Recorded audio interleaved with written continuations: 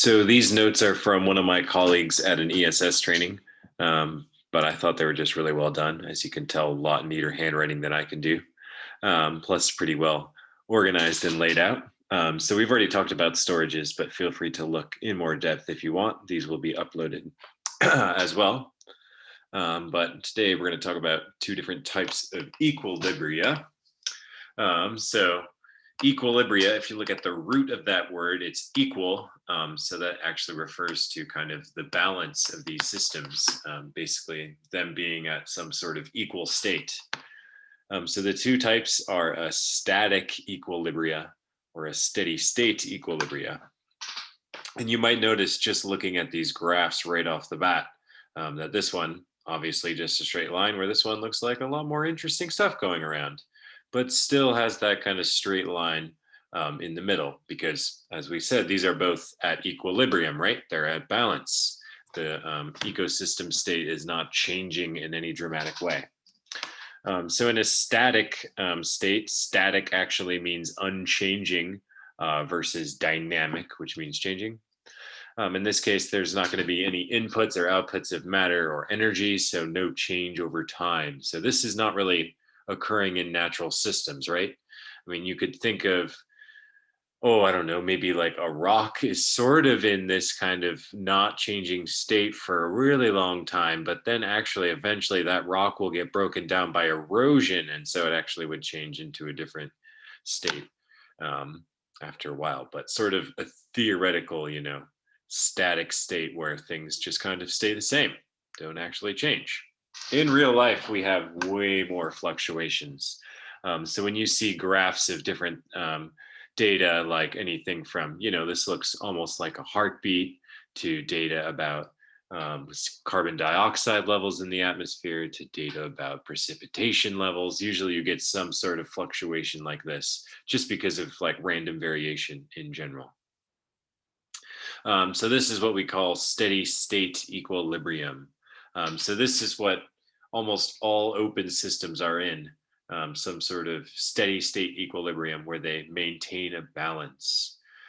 So all these systems have sort of processes that actually help them return to that equilibrium state, right? They usually stay in a stable equilibrium versus an unstable equilibrium, which we would call it changing to a different state. So in the example here of a forest, right, we might lose some trees in our forest, but as long as we don't cut down all the trees, they can hopefully grow back and regain that full forest cover. You could use that same example if we're cutting down trees in the forest and maybe we decided to clear cut and get rid of all of the trees. We might actually have reached a tipping point and then created a new ecosystem. The example that this teacher listed was climate change. This is a huge concern with climate change, is that we might actually approach different tipping points and just completely change different ecosystems. So I saw a news article, just a year or two ago, about major concerns with the Amazon rainforest seeing deforestation, losing all their trees, and actually being at risk of going into a tipping point and becoming a totally different type of ecosystem, perhaps like a grassland, savanna type thing. Yeah, so those are tipping points. They're a little bit terrifying. Luckily, we usually have a steady state equilibrium with that sort of balance maintained. So these are all pretty theoretical representations of what is an actual really beautiful, vibrant, lush, natural world, right? So these are what we call models, and we use models all the time in ESS because it's really hard to study something as complex as the environment, right? So models are a great way to have a simplified version of the real thing that you actually can interact with, that you can manipulate, change, etc. So there's different types. You could have a physical model. There's really cool physical models of like the water cycle, that type of thing.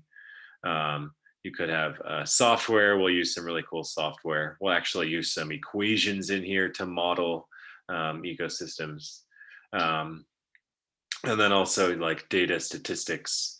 that type of thing. We've actually already been working with models. Perhaps you didn't even realize you were.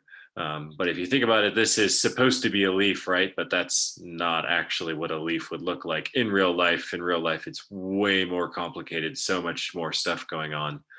But this model helps us break it down so we can just look at one aspect of the leaf. In this case, energy flow, right? We can see how energy transfers, and we don't have to worry about all that other crap going on. So that's some of the strengths of models, right? They're a lot easier to visualize than complex reality. We can use them to make predictions. This is actually how we come up with all of our climate numbers. So when they say we're trying to reach 2 degrees Celsius or 1.5 degrees Celsius, they actually have really complex computer programs where they put in all these different variables and they can have predictions about what's actually going to happen with those different temperatures. Really cool.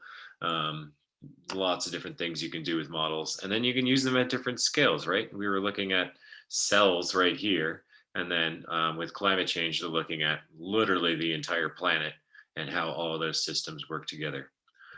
Of course, with everything, there's weaknesses. Since we're simplifying complex things, you might lose some accuracy. You might make some wrong assumptions or things like that. Infamous case on the Colorado River law where they tried to divide up the river, but they made the wrong assumption about how much water there was. So they tried to give away too much water. Really big problem. And then there's always biases of the people that are creating these models as well as using them. So just good things to consider. But we'll continue to use models throughout this course. And then they have their notes on thermodynamics included here as well, just in case you want to look at them. They are there for your enjoyment.